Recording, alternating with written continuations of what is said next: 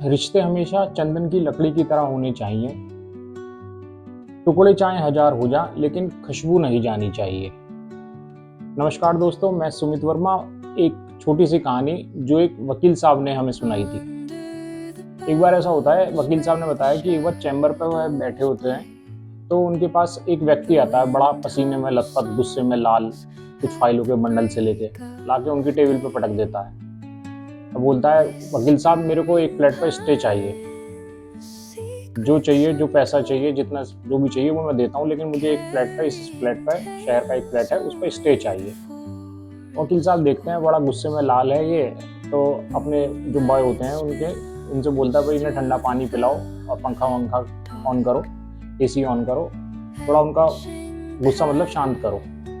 गुस्सा शांत होने के बाद वो जब बैठता है तो वकील साहब उसके कागजों को देखते हैं और आधा पौन घंटे उससे बात करते हैं। जब आधा पौन घंटे उससे बात कर लेते हैं तो उसके बाद वकील साहब कहते हैं, अब आप 4 दिन बाद आइएगा।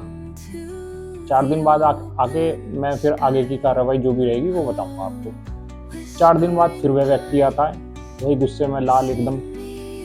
वकील साहब फिर उसे ठंडा पानी पिला के बैठाते हैं, शांत करते हैं और बोलते हैं, भाई जितना मैंने आपसे बात करी है और जितनी मैंने आपके जो भी आप कागज लाए थे मैंने पढ़े हैं, जानकारी निकाली है, तो मुझे ये समझ में आता है कि आपके परिवार में केवल अब 3 सदस्य हैं। माता पिता आपके बचपन में ही देहांत हो गया था, आप सबसे बड़े लोग हैं, आपसे छोटा भाई है, फिर बहन है, आपने बहन की शादी कर दी।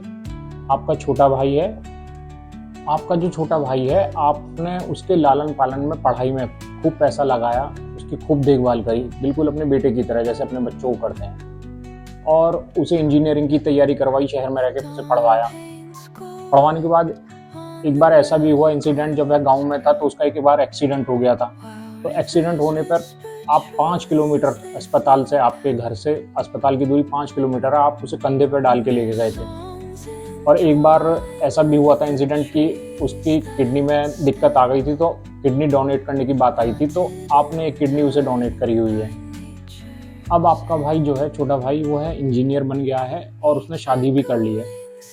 अब वह शहर में एक फ्लैट ले रहा है और फ्लैट लेने के कारण वह आपसे अब आपकी जो गांव की ज़मीन है उसमें हिस्सा मांग रहा है, जिससे कि वो अपने फ्लैट को खरीदने के लिए पेमेंट कर सके। तो इस बात से आप बहुत ज़्यादा नाराज हैं,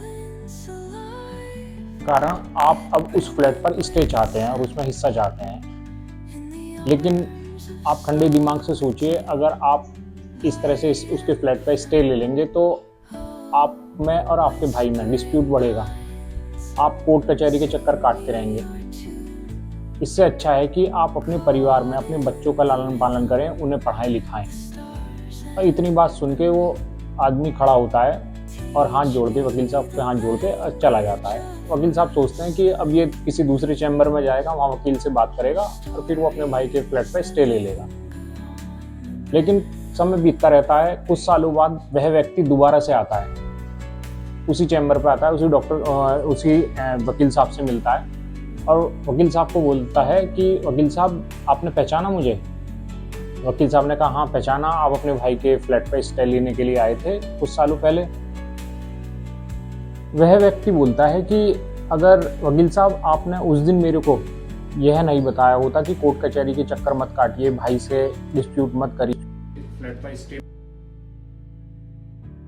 नहीं मानता, तो आज भी मैं कोर्ट कचहरी के चक्कर काट रहा होता और अपने बच्चों को ना मैं ठीक से पढ़ा पाता और सारा फोकस मेरा इस कोर्ट कचहरी में ही रहता।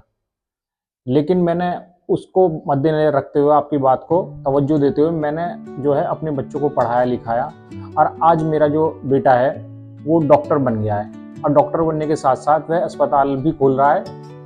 इस मिठाई के असली हकदार आप ही हैं। इसी कारण से आज मेरे भाई से जो मेरे डिस्प्यूट थे वो भी खत्म हो गए हैं और उसने मेरे से माफ़ी भी मांग ली है। अब वह गांव से शहर भी आता है, शहर से गांव भी जाता है, हमारा आना जाना भी शुरू हो गया है। इस छोटी सी कहानी से हमें यह सीख मिलती है कि लाइफ में गुस्सा जो है सब कुछ बर्बाद भी कर सकता है, और यदि उस गुस्से को सही दिशा में किया जाए तो वो रिश्तों को बचा भी सकता है। यदि वह व्यक्ति शुरू में ही अपना भाई के फ्लैट पे स्टे ले लेता तो आज ना तो उसका बेटा डॉक्टर बन पाता और वो कोर्ट कचहरी में पूरी ज़िंदगी तड़पता रहता।